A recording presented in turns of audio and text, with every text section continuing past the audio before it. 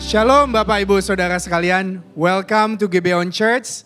Ini bukan tempat untuk orang sempurna, tetapi tempat kita semua disempurnakan oleh kuasa Injil dan kasih karunia Tuhan kita Yesus Kristus. Amin. Hari ini kita masuk di perenungan Katekismus ke-23. Saya akan membaca pertanyaannya lalu bersama-sama kita baca jawabannya serta ayat Alkitabnya. Bagaimana kita bisa diselamatkan?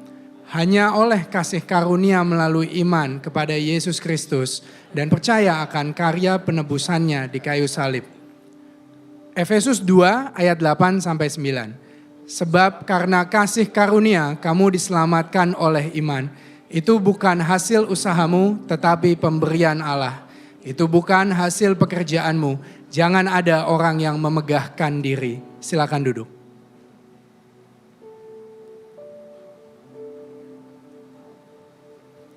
Saudara, kita mungkin pernah melihat ya di suatu film ada operasi darurat yang dilakukan seorang dokter. Ada pasien yang datang ke rumah sakit dalam keadaan darurat dan tidak sadar. Lalu dokter menuangkan segala kemampuannya dalam ruang operasi. Dalam situasi seperti ini, si pasien tidak bisa berbuat apa-apa. Nyawanya ada di tangan dokter. Pasien tersebut hanya bisa diam. Bahkan kalau sampai ternyata masih sadar dan mencoba berbuat sesuatu, malah akan ditambah biusnya. Saudara, ilustrasi ini menggambarkan keselamatan yang kita terima dari Tuhan. Kita merasa kalau hanya keselamatan yang kita terima itu masih kurang untuk kita menjalani hidup di dunia ini.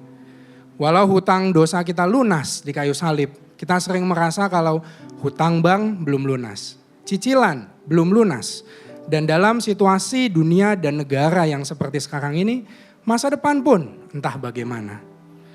Lalu karena merasa masih kurang, kita berusaha menambahkan kepada keselamatan kita dengan kerja keras, dengan pencapaian, dengan prestasi, dengan perbuatan baik, dan juga hal-hal rohani, seperti menginjil, berdoa, daily devotion.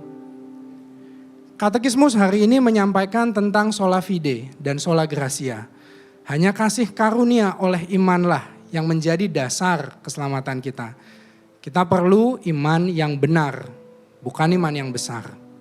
Bukan iman ditambah latar belakang kita, asal-usul keluarga kita, perbuatan baik kita, prestasi pencapaian, atau iman ditambah penginjilan, berdoa, atau disiplin rohani lainnya. Iman itu sendiri pun pemberian Allah sebagai sarana yang menyatukan kita dengan Kristus. Dan Kristuslah yang menyelamatkan kita. Iman bukan berarti kita mengerti semuanya. Tetapi kita percaya bahwa Allah selalu benar. Bahkan ketika kita tidak memahami apa yang sedang Ia kerjakan. Allah tidak pernah hilang kendali. Hikmat-Nya tidak pernah salah. Kasih-Nya sudah dibuktikan melalui Kristus. Kasih karunia oleh iman juga bukan upah dari perbuatan baik kita. Sebaliknya upah dosa adalah maut. Justru upah yang kita layak terima itu hanya kematian. Tapi Tuhan justru memberi kasih karunia yang kita tidak layak terima. Dengan dibenarkan oleh kasih karunia melalui iman, hati kita diperdamaikan dengan Allah dan kita tidak dituduh lagi dari dosa, kesalahan dan pelanggaran kita di masa lalu. Di dalam pertobatan, kita dibebaskan dari kebutuhan untuk tampil sempurna.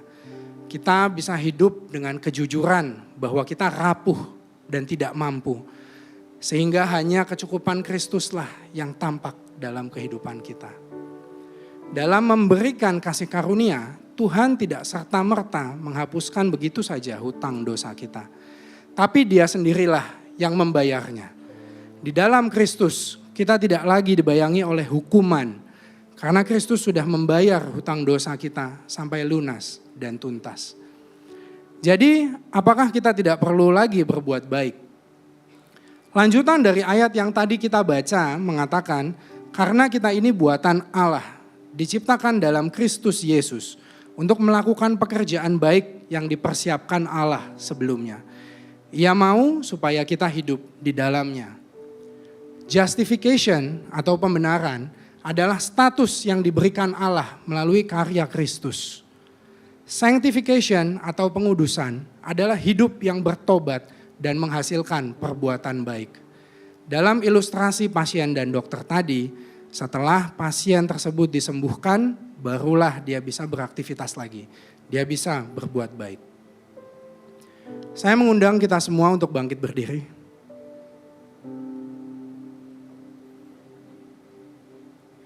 Ketika kita berbuat baik atau melakukan disiplin rohani, ini adalah bukti dan buah dari pertobatan kita, dari keselamatan kita, juga sebagai panggilan kita sebagai orang yang telah menerima anugerah terbesar. Ini adalah bentuk ucapan syukur kita, bukan syarat menuju keselamatan.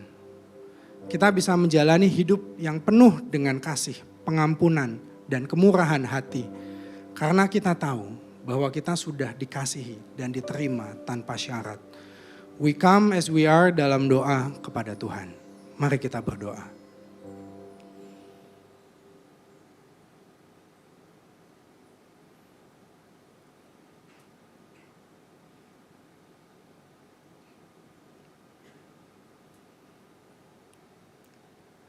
Allah yang penuh kasih dan anugerah, kami datang ke hadapan-Mu dengan hati yang menyadari dosa dan kesalahan kami. Kami berusaha membangun keamanan dan identitas kami di atas hal-hal duniawi yang rapuh, yang kami anggap memberi arti, kepastian, dan nilai hidup. Kami mengandalkan usaha sendiri, seolah-olah keselamatan yang telah Engkau selesaikan belum cukup. Tidak ada satupun pekerjaan, pencapaian, atau pelayanan kami yang dapat menambahkan kepada karya-Mu yang sempurna. Kami bertobat dan berbalik kepadamu Tuhan. Ajar kami hidup bergantung hanya kepadamu. Melakukan pekerjaan baik yang sudah Engkau persiapkan untuk kami sebagai bukti dan buah keselamatan kami. Di dalam nama Tuhan dan Juru Selamat kami satu-satunya, Tuhan Yesus Kristus, kami berdoa.